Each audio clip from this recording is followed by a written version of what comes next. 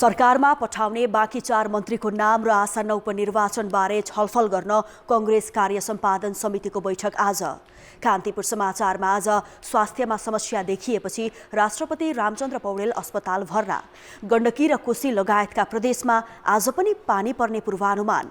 विश्व अटिजम विरुद्धको दिवस नेपालमा पनि चेतनामूलक कार्यक्रम सहित मनाइँदै। नेपालका 35 जिल्लामा हुन्छ व्यावसायिक फूल खेती।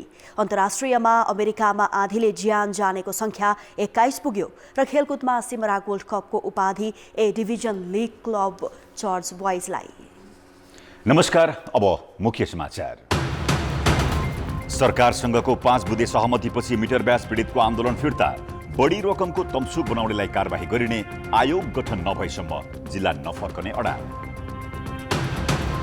उपनिर्वाचनमा ठूला दल र चर्चित अनुहारको परीक्षा। अधिकांश पार्टीले टुङ्ग्याए उम्मेद्वार। मङ्सिरमा चुनाव जितेकालाई सिट जोगाउने चिन्ता। फूल खेतीमा आकर्षण बढ्दो। 35 जिल्लाका 600 भन्दा बढी किसान पुष्प व्यवसायमा संलग्न। वार्षिक 2 अर्बको कारोबार। इजरायलमा न्यायपालिका सुधार सम्बन्धी विधेयक पूर्ण रूपमा खारेजीको माग गर्दै प्रदर्शन जारी। स्थगन षड्यन्त्रमूलक कदम मात्रै भएको दाबी। र इङ्ग्लिस प्रिमियर लिगमा आर्सेनलद्वारा लिड्स युनाइटेड 4-1 गोलले पराजित। ला लिगामा बार्सिलोनालाई 15 अङ्कको अग्रता।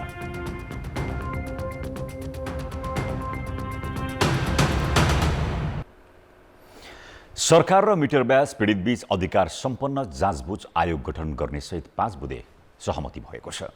उपप्रधान तथा गृहमन्त्री नारायण काजी श्रेष्ठ सहितको उपस्थितिमा गृह मन्त्रालयमा भएको वार्तामा सरकारी टोली र सङ्घर्ष समितिबीच सहमति पत्रमा हस्ताक्षर भएको हो। उच्च ब्याज दरमा ऋण असुल्ने र वास्तविक लेनदेन भन्दा बढी तमसुक बनाउनेलाई कारबाही गर्न आयोग गठन गर्ने लगायतका सहमति भएका छन्।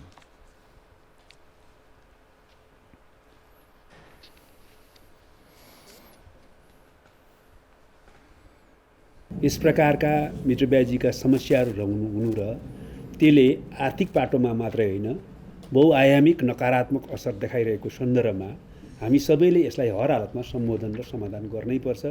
यस प्रकारको शोषण उत्पीडनलाई अन्त गर्नुपर्ने हुन्छ। त्यसमा सरकार प्रतिबद्ध छ।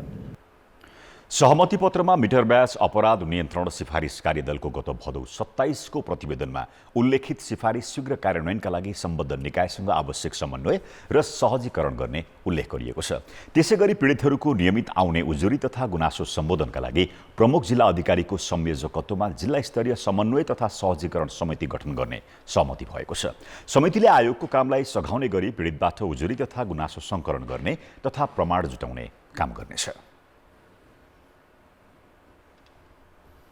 हामी आन्दोलनकारीहरूको तर्फबाट चाहिँ एकदमै खुसी छौँ। हामीहरू त्यो भन्न चाहिँ चाहन्छौँ र अहिलेको जुन वार्ता भएको छ यो वार्ताले चाहिँ पक्कै जुन मिटर ब्याजका समस्याहरू छन् ती सारा समस्याहरू चाहिँ समाधान हुनेछन् भनेर हामीहरूले चाहिँ आशा र अपेक्षा चाहिँ राखेका छौँ।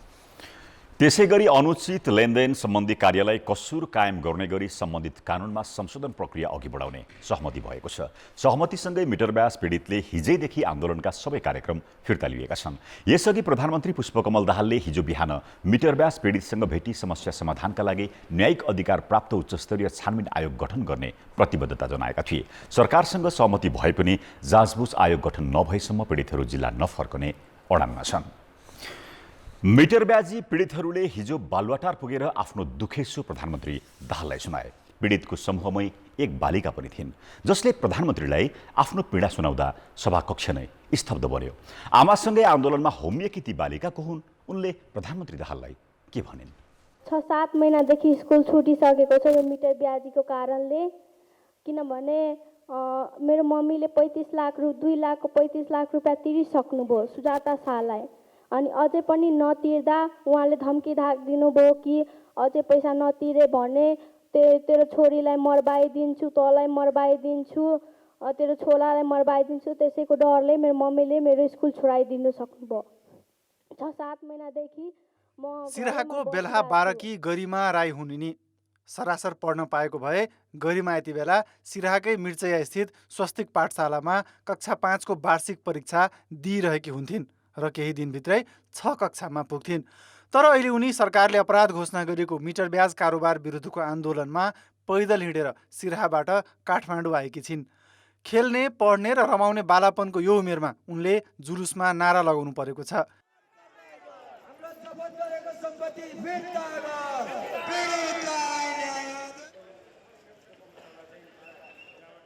विद्यालय छोडेको 7 महिना बितेको छ। कारण हो मिटर ब्याजीको धम्की। गरिमा आफ्नी आमा ममतासँगै मिटर ब्याजी विरुद्धको आन्दोलनमा छिन्। आमासँगै पैदलै हिँडेर उनी बर्दिवास हुँदै काठमाडौँ आइपुगेकी हुन्। दिनहुँ प्रदर्शन गरिरहेकी उनले प्रधानमन्त्री दाहाललाई मिटर ब्याजको विकराल समस्या सुनाउँदा सभाकक्ष नै भावमय भयो। म यही प्रधानमन्त्रीज्यूलाई सोध्न चाहन्छु कि गाउँ सहरमा किन यो अदालत, थाना अनि सिडिओ कार्यालय किन बनेको छ? हामीलाई सुरक्षा दिनुलाई बनेको छ, तर आजकल यहाँको मान्छेहरूले नि त्यहाँ सुरक्षा पाएको छैन। काठमाडौँ आए लगत्तै मिटर ब्याजी पीडितहरू प्रधानमन्त्रीलाई भेट्न बालुवाटार पुगेका थिए, तर त्यति बेला उनीहरूले भेट्न पाएनन्। शनिबार प्रधानमन्त्रीलाई भेट्दा र आफ्नो कुरा राख्न पाउँदा पनि गरिमा खुसी देखिएनन्। प्रधानमन्त्रीज्यूलाई मलाई भेट्न मन गरिरहेको छ, तर खुसीले भेट्न मन, योचोटि हामी दुःखले भेट्न आएको छौँ। जहिले हामीलाई न्याय दिनुहुन्छ अनि नियम कानुन बनाउनुहुन्छ, नियम कानुन लागू गर्नुहुन्छ, तब खुसीले भेट्ने हो। गरिमाकी आमा ममताले 9 कक्षासम्म पढेकी छन्। छोरीलाई पढाएर सक्षम बनाउने उनको धोको छ। ममता गृहिणी हुन्। उनका पति वैदेशिक रोजगारीका लागि कतारमा छन्। उनी जेठो छोरालाई माइतीमा राखेर छोरीसँगै आन्दोलनमा सहभागी भएकी हुन्। शनिबार पीडितहरूमध्ये केहीले प्रधानमन्त्रीलाई आफूहरू साहु महाजनबाट ऋण लिएपछि साहुबाटै शारीरिक शोषणमा परेको, सुकुम्बासी भएको, अब यथास्थितिमा घर फर्किने अवस्था नरहेको गुनासो सुनाएका थिए। हाम्रो छोराछोरी पढ्न पाएन, हाम्रो छोराछोरीले जुठा माजिरहेछ होटलमा। सर, म सरकारसँग यही गुहार लगाउँछु कि हामीहरूको जग्गा फिर्ता गराइदिनुहोस्। प्रधानमन्त्रीले दोषीलाई कारबाही हुने आश्वासन दिए। के अब उनीहरू फर्किन्छन् त? जबसम्म हामीहरूलाई न्याय मिल्दैन तबसम्म हामीहरू फर्केर जाँदिन। सुदखोरहरूबाट शोषणमा परेकी बालिकाको पीडाबाट प्रष्ट हुन्छ अभिभावकहरू ब्याजको दुश्चक्रमा पर्दा निर्बाध पढ्न पाउने बालबालिकाको अधिकार समेत हनन भएको छ। जोसँग पैसा छैन त्यसको कुनै भ्यालु छैन। हामीहरू त्यही अहिले नै ठुले मान्छेको छोरी हुन्थ्यो त कति सवाल हुन्थ्यो कि किन स्कुल जाँदैन, किन पढ। हामीसँग पैसा छैन त कसैले सोध्छ।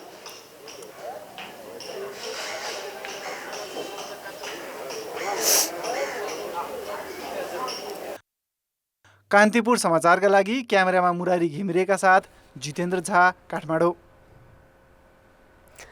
3 क्षेत्रमा हुन लागेको उपनिर्वाचनका लागि दलहरूले अधिकांश क्षेत्रमा उम्मेद्वार टुङ्गो लगाएका छन्। वैशाख 10 मा हुन लागेको उपनिर्वाचनका लागि निर्वाचन आयोगले सोमबार उम्मेद्वारको मनोनयन दर्ताको समय दिएको छ। चितवन 2 मा सत्ता घटक दलबाट नेपाली कङ्ग्रेसका जित नारायण श्रेष्ठ उम्मेद्वार बन्दैछन्। यस क्षेत्रबाट एमाले रामप्रसाद न्यौपानेलाई उम्मेद्वार बनाउने भएको छ भने राष्ट्रिय स्वतन्त्र पार्टीका रवि लामिछाने उठ्दैछन्। तनहु 1 मा सत्ता घटक दलबाट कङ्ग्रेसले नै उम्मेदवारी दिँदैछन्। त्यहाँ गोविन्द भट्टराई उम्मेद्वार हुँदा एमाले सर्वेन्द्र खनाललाई उठाउने निर्णय गरेको छ। 2 दिन अघि कङ्ग्रेस छाडेका स्वर्णिम वाग्लेलाई स्वतन्त्र पार्टीले उम्मेद्वार बनाउने भएको छ। 12-2 मा भने सत्ता घटक दलले जनता समाजवादी पार्टीका अध्यक्ष उपेन्द्र यादवलाई सघाउने भएका छन्। यादव यसअघि सप्तरी 2 बाट जनमत पार्टीका अध्यक्ष सीके रावसँग पराजित भएका थिए। 12-2 मा जनमत पार्टीका शिवचन्द्र कुशवाहा उम्मेद्वार बन्दैछन् भने राष्ट्रिय स्वतन्त्र पार्टीबाट रमेश खरेल उम्मेद्वार बन्ने भएका छन्। एमाले भने यस क्षेत्रमा उम्मेद्वार तोकिसकेको छैन। 3 निर्वाचन क्षेत्रमध्ये कङ्ग्रेसले 2 र जसपाले एउटा क्षेत्रमा उम्मेदवारी दिँदा सत्ता घटक अन्य दलले भने उम्मेदवारी नदिने भएका छन्। वैशाख 10 मा हुने उपनिर्वाचनका लागि तनहु, चितवन र बारामा सोमबार मनोनयन दर्ता हुँदैछ। यो उपचुनावमा रवि लामिछाने, उपेन्द्र यादव, राजेन्द्र महतो, डाक्टर स्वर्णिम वाग्ले र पूर्व डिआइजी रमेश खरेलको मात्र होइन, नेपाली कङ्ग्रेस र एमाले जस्ता ठूलो दलको समेत परीक्षा हुनेछ। 3 क्षेत्रबाट 3.5 लाख मतदाता सहभागी हुने उपचुनावको चर्चा देशभर बढेको छ। आखिर कस्तो छ त 3 वटा निर्वाचन क्षेत्रको शक्ति सन्तुलन?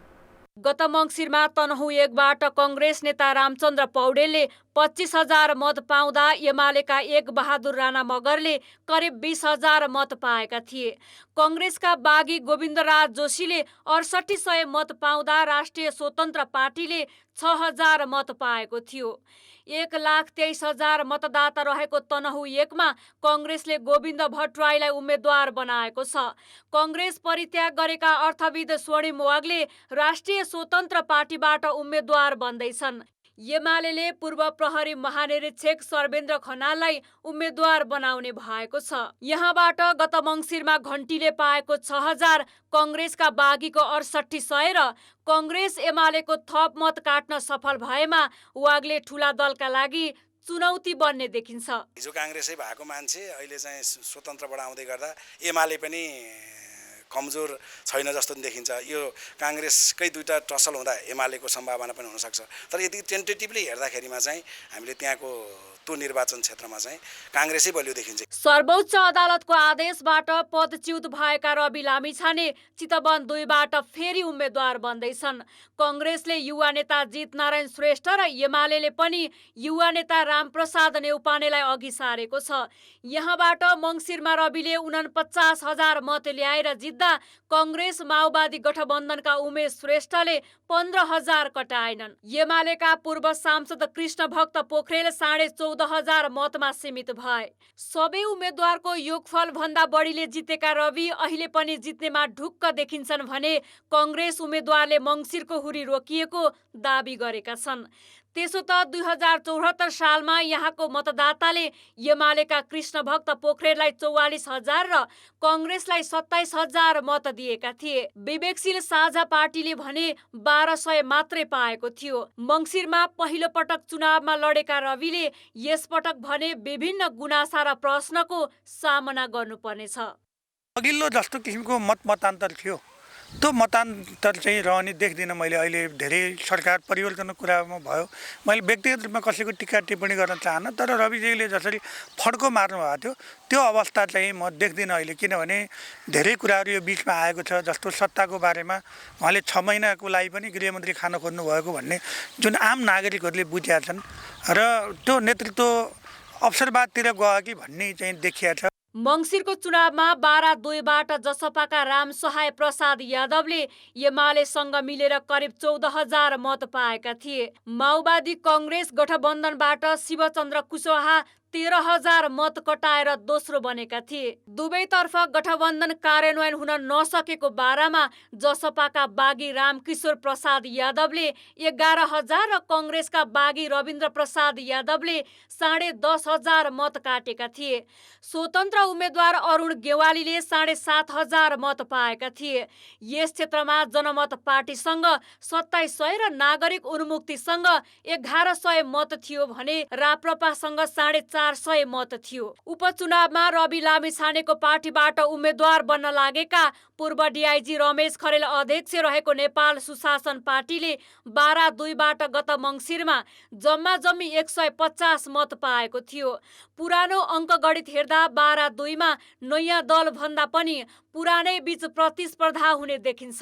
यहाँ गठबन्धनबाट उपेन्द्र यादव साझा उम्मेद्वार बन्ने चर्चा भए पनि रमेश खरेल बाहेक अरूले उम्मेद्वारी घोषणा गरिसकेका छैनन्। माओवादीका शिवचन्द्र जनमत पार्टीमा प्रवेश गरेका छन् भने अरुण गेवाली प्रभु शाहको पार्टीबाट उठ्ने तयारीमा छन्। कसैलाई पनि विजय एकदम सजिलै, एकदम सहज र एकदम सजिलै पाराले जितेर जान्छु भनेर कसैले सोचेको छ भने त्यो मुमकिन हुँदैन। किनभने 12 क्षेत्र नम्बर 2 भनेको योभन्दा पहिलाको संसद जो हुनुहुन्थ्यो उहाँले 13,800 मत पाउनुभएको अवस्था छ देखिन्छ। तर पनि त्यो 13,800 मत त्यो जसपा पार्टीको मात्रै होइन। 3 सातापछि हुने उपचुनावमा कङ्ग्रेस, जसपा र स्वतन्त्र पार्टीलाई मङ्सिरमा जितेका एक सिट जोगाउनु पर्ने सकस छ भने एमालेलाई गुमेका सिट फिर्ता ल्याउनु पर्नेछ। मङ्सिरमा लोकप्रिय मत पाएर हौसिएका रवि लामिछानेले गुमेको बाहेक अरू पनि सिट थप्ने महत्त्वाकांक्षा देखाएका छन्।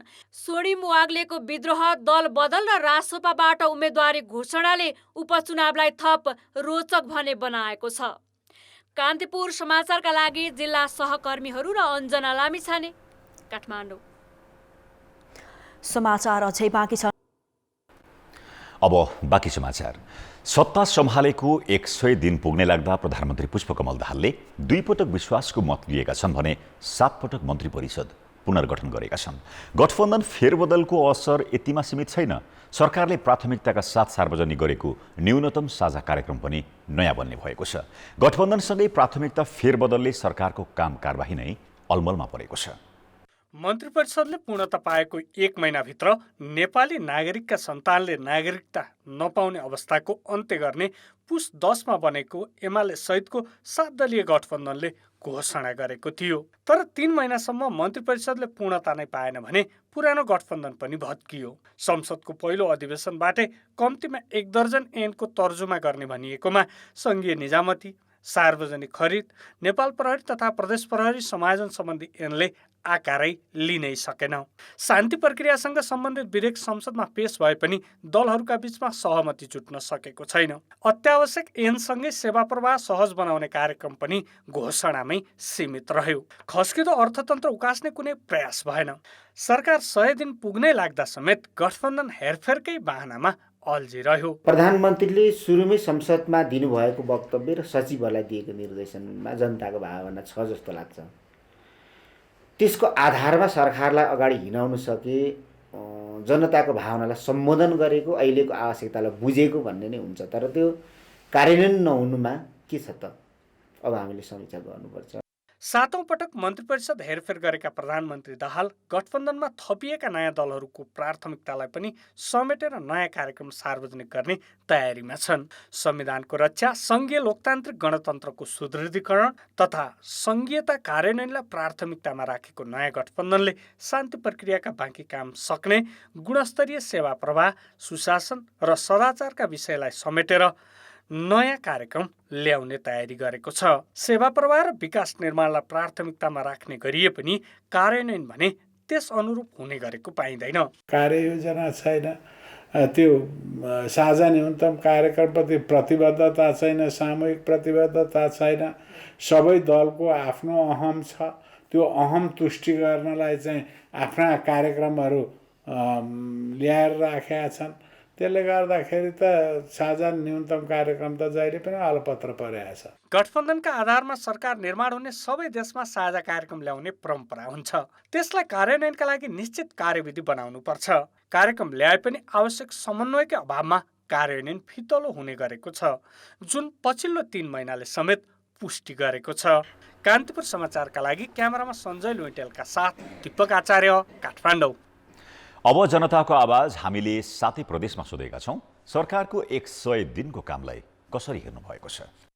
जनताको आवाज। यो 100 दिन चाहिँ जनतालाई भन्दा नि राजनीतिक दललाई नै चाहिँ फलिफाप हुने जस्तो देखियो। आर्थिक रूपले जुन चाहिँ एकदमै पब्लिकलाई चाहिँ एउटा नैराश्यता बनाइरहेको अवस्थामा त्यो खालको चाहिँ सरकारबाट जुन खालको पहल हुनुपर्ने एउटा पब्लिकप्रतिको त्यो खालको चाहिँ उत्तरदायी नभएको पनि अवस्था देखिरहेको छ। ग्यासको भाउ बढेर त्यस्तै छ। 100 दिन उनीहरू एउटा सत्ता समीकरण र मन्त्रीमण्डल गठन गर्ने प्रक्रियामै समय बित्यो। मूल्य मात्रै वृद्धि गरेर तरलताको व्यवस्थापन नगरेको, सत्ताको लागि नभएर जनताको शान्ति सुख शान्तिको लागि गर्नुपर्छ। देश बनाउने र जनताको मन छुने काम भनेको 1% पनि गर्नु भएको छैन। किसानको चाहिँ त्यो खातमा चाहिँ के अरे जो सब्सिडी थियो त्यसलाई बढाउन अझै घटाइदिए। चुनावको बेला दिएका प्रतिबद्धताहरू पनि यो 100 दिनभित्र पुरा गर्न नसकेको हामीहरूलाई चाहिँ आभास भइरहेको छ। विश्वासको मतै 2 चोटि लिइसक्यो। सत्ताको लागि मात्रै गरे जस्तै लाग्यो, केही उपलब्धिमूलक भएन। 2 चोटि विश्वासको मत लिँदाखेरि पनि मन्त्री परिषदले पूर्णता पाउन सकेको छैन। 100 दिन बित्दा फेरि उनीहरूको हिस्सा तान्दैमा त्यत्तिकै छ। आज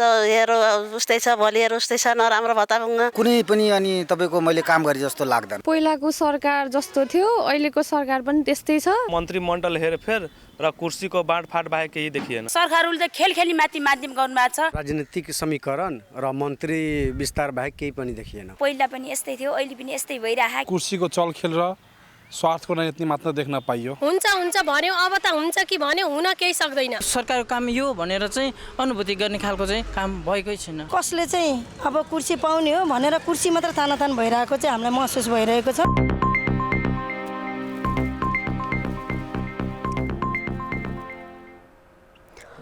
शुक्रबार मन्त्री परिषद विस्तार गर्ने क्रममा नेपाली कांग्रेसको आन्तरिक असन्तुष्टि बाहिर छताछुल्ल भयो।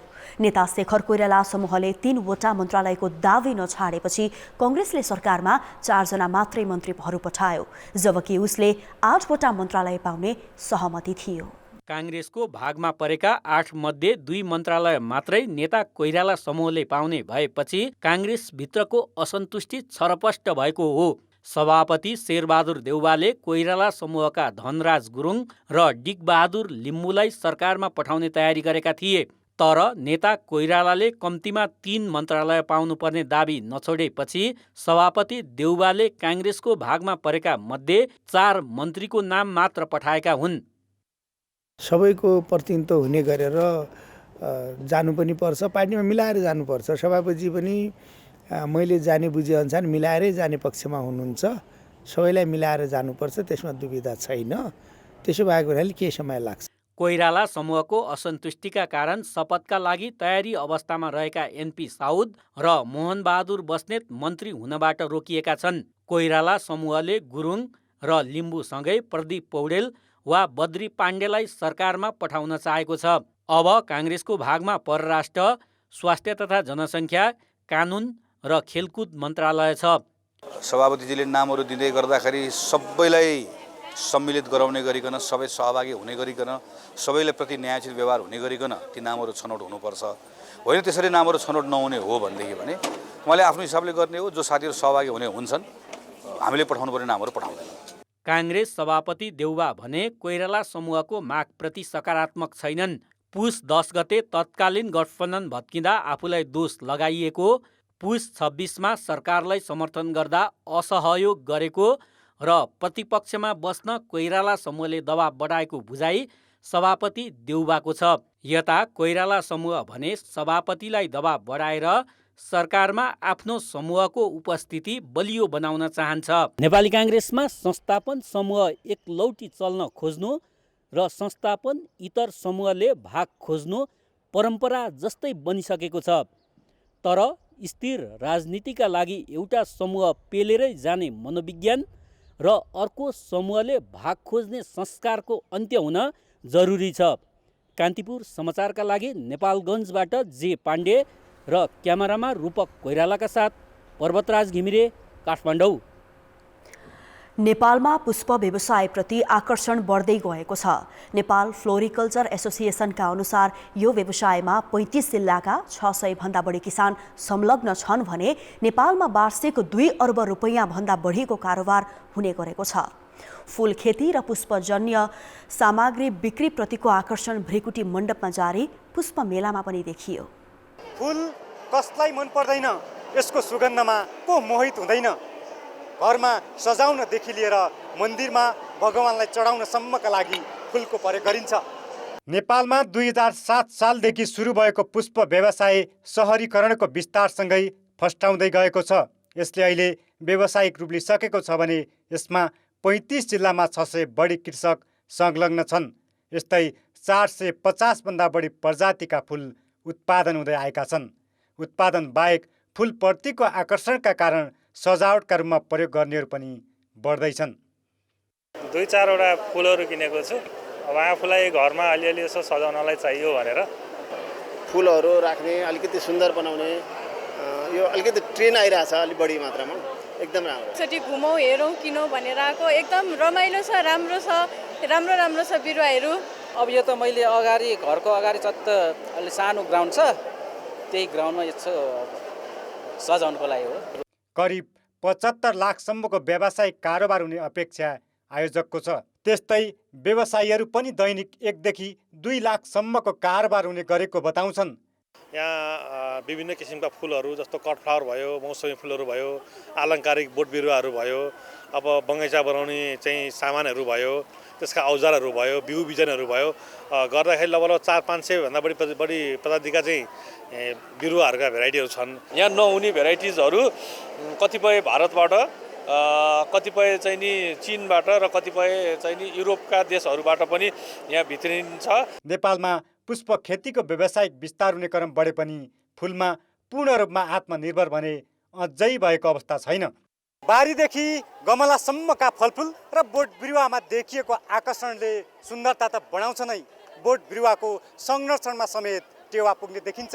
कान्तिपुर समाचारका लागि क्यामेरामा मुरारी घिमिरेका साथ प्रकाश बम, काठमाडौँ। उदयपुरकै पुरानो मध्येको एक जनता माध्यमिक विद्यालयका भौतिक संरचना जीर्ण बनेका छन्। 2035 सालमा स्थापना भएको बेलका नगरपालिका 7 को दुर्गम गाउँमा रहेको विद्यालय जनप्रतिनिधि र विद्यालय व्यवस्थापन समितिको व्यवस्थाको शिकार बनेको हो। उदयपुरको बेलका नगरपालिका स्थित काञ्चिराङ गाउँमा रहेको जनता माविमा 12 कक्षासम्म पढाइ हुन्छ। यो विद्यालयमा हाल करिब 400 जना विद्यार्थी छन्। आसपासका 1 दर्जन गाउँसँगै भोजपुरको हतुवागढी मूल गाउँबाट समेत विद्यार्थी पढ्न आउने 2035 सालमा स्थापना भएको यो विद्यालयको भौतिक पूर्वाधारको अवस्था भने टिठ लाग्दो छ।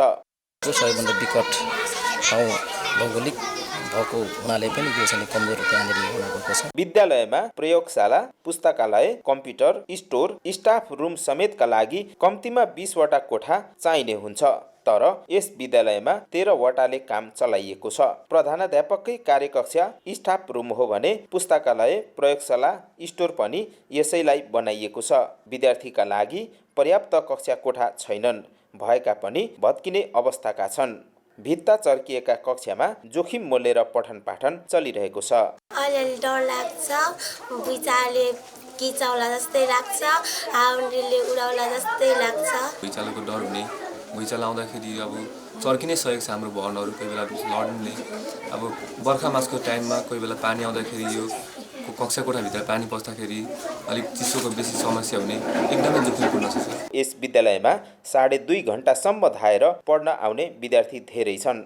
भौतिक पूर्वाधारको दयनीय अवस्थाका बीच विद्यार्थीको सिकाइ उपलब्धि र गुणस्तरीय शिक्षा प्रश्न उठेको छ। विद्यार्थी नआट्ने हैन, अथवा चाहिँ के भन्छ भन्दाखेरि भने जस्तो हामीले पढाइ गुणस्तरीय गर्न नसक्नु कारण चाहिँ अलिकति कोठाकै अभावको कारणले गर्दाखेरि हो सर हैन। उदयपुरका 449 सामुदायिक विद्यालयमध्ये अधिकांश दुर्गममा छन्। दुर्गमका विद्यालयको भौतिक संरचना नाजुक छ।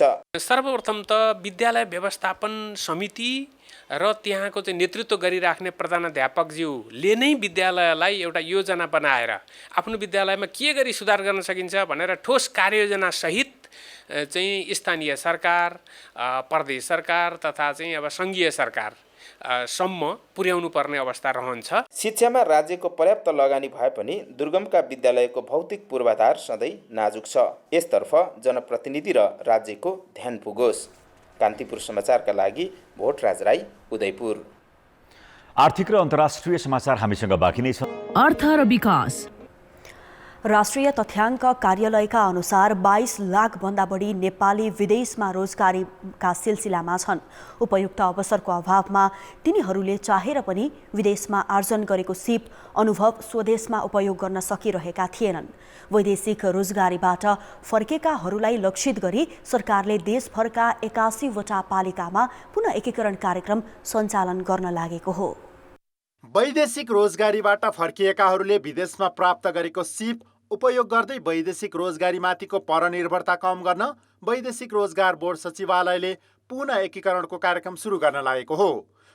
सचिवालयको सहयोगमा 7 प्रदेशका 81 वटा पालिकाहरू सँगको साझेदारीमा पुनः एकीकरण कार्यक्रम सञ्चालन हुँदैछ। पालिकाहरूले स्थानीय स्तरमा भएका स्रोत साधनको उपयोग र आफ्ना आवश्यकता अनुसारका कार्यक्रम बनाएका छन्। बेलगोटगढी नगरपालिकाले चाहिँ हामी मुडा बन्ने तालिम दिन्छौँ। मुडा बन्ने तालिम दिएर त्यहाँको चाहिँ स्थानीय साधन स्रोतलाई प्रयोग गर्ने गरी उद्यमशीलताको प्रवर्धन गर्छौँ भनेर प्रस्ताव गर्नुभएको छ होइन। धादिङको धुनी बेसी नगरपालिकाले हामीले ह्याचरीको फर्म चाहिँ कसरी राम्रो बनाउने भन्ने बारेमा काम गर्छु भनेर उहाँले प्रस्ताव माग्नु भएको छ। त्यसैले हरेक स्थानीय निकायका फरक फरक सेन्टिमेन्टहरू छन्, मागहरू पनि छन्। त्यहाँको स्थानीय आवश्यकतालाई ध्यानमा राखेर उहाँहरूले स्थानीय सामग्रीको प्रयोग गर्ने गरी र त्यहाँको चाहिँ उद्यमशीलतालाई प्रवर्धन गर्ने गरी माग भइआएका प्रस्तावहरूलाई हामीले इन्टरटेन गरेका छौँ। पालिकाहरूले पहिलो चरणमा 11 देखि 25 लाख रुपियाँसम्म कार्यक्रम सञ्चालनका लागि बोर्डमा प्रस्ताव गरेका छन्। 13.5 करोडको यो कार्यक्रममा प्रति व्यक्ति लागत नै 43,000 लाग्ने देखिएको छ। वैदेशिक रोजगारीबाट फर्किएका युवाहरूले आधुनिक कृषिदेखि लघु उद्यमका कार्यक्रममा जोड्न सुझाव दिँदै आएका छन्। जीविकोपार्जन गर्ने मात्र रोजगार सिर्जना गर्दैमा पनि चाहिँ युवाहरूको पलायन, युवा लगायत चाहिँ अन्य युवा महिलाहरू पनि पलायन भइरहनु भएको छ। उहाँहरूको पलायन एउटा त्यसरी रोकिने थियो। रोजगारको सानो तनो भने व्यापार यताउता किन बच्चा बच्ची पाल्ने वातावरण बनाइरहेको छ भने हामीलाई अलि राम्रो हुन्थ्यो भन्ने। वैदेशिक रोजगारीमा जाने श्रमिकले न्यूनतम 1500 देखि 2500 रुपियाँसम्म वैदेशिक रोजगार कोषमा योगदान गर्ने गरेका छन्, जसमा अहिले 6 अर्ब 30 करोड रुपियाँ जम्मा भएको छ। सोही कोषबाट नै सरकारले पुनः एकीकरण कार्यक्रम सञ्चालन गर्न लागेको हो। श्रम क्षेत्रका जानकारले भने कोषमाथि निर्भर रहेर नभई राष्ट्रिय कार्यक्रम नै बनाउन सुझाव दिँदै आएका छन्। महिलाहरूका फरक आवश्यकताहरू छन्, ती सबै समूहलाई सम्बोधन हुने खालको रिइन्टिग्रेसन प्रोग्रामको चाहिँ निर्देशिका बनाउनु पर्यो। त्यही अनुरूप चाहिँ सङ्घीय सरकारले, प्रदेश सरकारले र स्थानीय सरकारले वैदेशिक रोजगारबाट फर्केर आएको कामदारहरूलाई पुनर्एकीकरण कार्यक्रम सञ्चालन गर्दै फेरि दोहोऱ्याएर तेह्रेर वैदेशिक रोजगारमा जानु नपर्ने स्थिति सिर्जना गर्न आवश्यक छ। पुनः एकीकरणको कार्यक्रम प्रभावकारी रूपमा सञ्चालन गर्न सके स्वदेशमा खेर गएको कच्चा पदार्थको उपयोग मात्र होइन, रोजगारीका अवसर सिर्जना हुँदा श्रम शक्ति विदेशिने क्रममा पनि कमी आउनेछ। कान्तिपुर समाचारका लागि जिल्ला संवाददाताहरूको सहयोगमा क्यामेरामा विकास जोशीका साथ सुमन पन्थ, काठमाडौँ। अब जनमतमा हाम्रो प्रश्न छ, वैदेशिक रोजगारीबाट फर्किएकाहरूलाई स्वदेशमै पुनर्स्थापनाको कार्यक्रम प्रभावकारी बनाउन के गर्नु पर्ला? ए. सिप पहिचान र तालिम, बी. राष्ट्रिय अभियान सञ्चालन र सी. स्थानीय तहलाई जिम्मेवारी। जनमतको अन्तिम परिणाम आज साँझ 8 बजेको कान्तिपुर समाचारमा प्रसारण गर्नेछौँ। कृपया NEWS न्युज स्पेस AB वा C टाइप गरी 34001मा SMS गरी आफ्नो मत व्यक्त गर्नुहोला। हिजोदेखि पूर्ण रूपमा खुलेको रसुवागढी नाकाबाट पहिलो दिन 54वटा कन्टेनर केरुङ पुगेका छन्। सामान लोड भएका 22 र सामान ल्याउन 32वटा खाली गरी 54वटा कन्टेनर केरुङ पुगेका हुन्। शनिबार बिहानदेखि रसुवागढी नाकाबाट दुईतर्फी आयात निर्यात सुरु भएको छ। यसअघि यो नाकामा चिनिया सामान आंशिक रूपमा आयात मात्रै हुँदै आएको थियो। यस नाकाबाट 38 महिनादेखि मानिसको आवत जावत ठप्प रहेकोमा शनिबार बिहानैदेखि आवत जावत पनि दुवै रूपमा सञ्चालनमा आएको हो। पहिलो दिन यस नाकाबाट 25 जना नेपाल भित्रिएको र 12 जना बाहिरिएको अध्यागमन कार्यालय रसुवागढीका अध्यागमन अधिकृत कृष्ण प्रसाद पौडेलले जानकारी दिएका छन्। अब अन्तर्राष्ट्रिय प्रसङ्ग। इजरायलमा बेन्जामिन नेतन्याहु सरकारले न्याय सुधार योजना सम्बन्धी विधेयक स्थगन गरे पनि विरोधमा प्रदर्शन जारी छ। पूर्वी अमेरिकाको आँधीमा ज्यान गुमाउनेको संख्या 22 पुगेको छ। अमेरिकाको दक्षिण र मध्य पश्चिम क्षेत्रबाट शनिबार पूर्वी दिशातर्फ बढेको भीषण आँधीले 22 जनाको ज्यान गएको अधिकारीहरूले बताएका छन्। अर्कान्सासमा कम्तीमा 5, इलिवानमा 4 र इन्डियानामा 3 जनाको मृत्यु भएको छ। एक हप्ता अघि मिसिसिपीमा आएको आँधी बेहरीले र त्यसले निम्ति आएको भुमरीले पनि 400 घर ध्वस्त बनेका थिए। त्यहाँ 26 जनाको ज्यान गएको थियो। हामीसँग समाचार बाँकी नै छ। प्रमुख निर्वाचन अधिकृत वासुदेव नेउपानेले चितवन 2 मा उपनिर्वाचनका लागि भोलि हुने उम्मेद्वार मनोनयन दर्ता सौहार्दपूर्ण वातावरणमा सम्पन्न गरिने बताएका छन्। भरतपुरमा मुख्य निर्वाचन अधिकृतको कार्यालयको उद्घाटन गर्दै उनले सबै राजनीतिक दलहरूलाई पूर्ण रूपमा आचार संहिता पालना गर्न आग्रह गरे। प्रमुख जिल्ला अधिकारी सुरेन्द्र पौडेलले शान्तिपूर्ण वातावरणमा निर्वाचन गराउन सुरक्षा निकाय कटिबद्ध रहेको बताए। जिल्ला निर्वाचन कार्यालय चितवनका प्रमुख भीमसेन कार्कीका अनुसार चितवन क्षेत्र नम्बर 2 मा 480 जना नयाँ मतदाता थपिएका छन्। यहाँ कुल मतदाताको संख्या 1,24,695 पुगेको छ। यस्तै कुल मतदान स्थल 43 र मतदान केन्द्र 138 वटा रहेका छन्। आज विश्व अटिजम दिवस। बौद्धिक अपाङ्गता अन्तर्गत मानिने अटिजमबारे सचेतना सहित नेपालमा पनि आज यो दिवस मनाइँदैछ।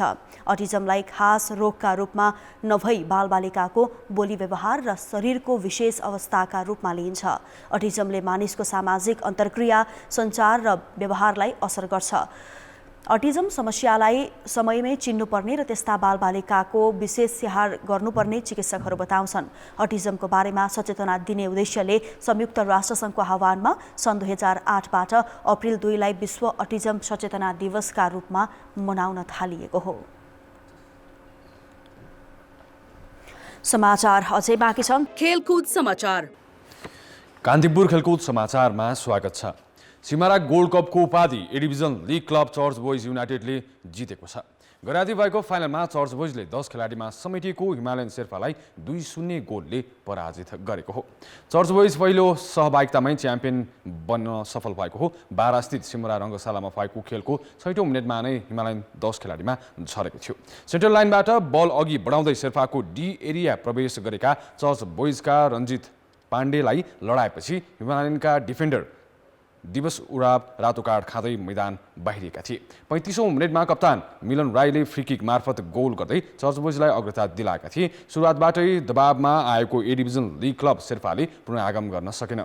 दोस्रो हाफको इन्जुरी समयमा आशिष चापागाईले गोल गर्दै अग्रता दोब्बर बनाए। काउन्टर अट्याकमा आशिषले मैदानको मध्यभागबाट बल अघि बढाउँदै गोल गरेका थिए। उपाधिसँगै चर्च बोइजले 10 लाख र उपविजेता हिमालयन शेर्पाले 5 लाख रुपियाँ पुरस्कार प्राप्त गरेको छ। विधागत रूपमा उत्कृष्ट हुने खेलाडी पनि उपाधि विजेता चर्च बोइजकै वर्चस्व रह्यो।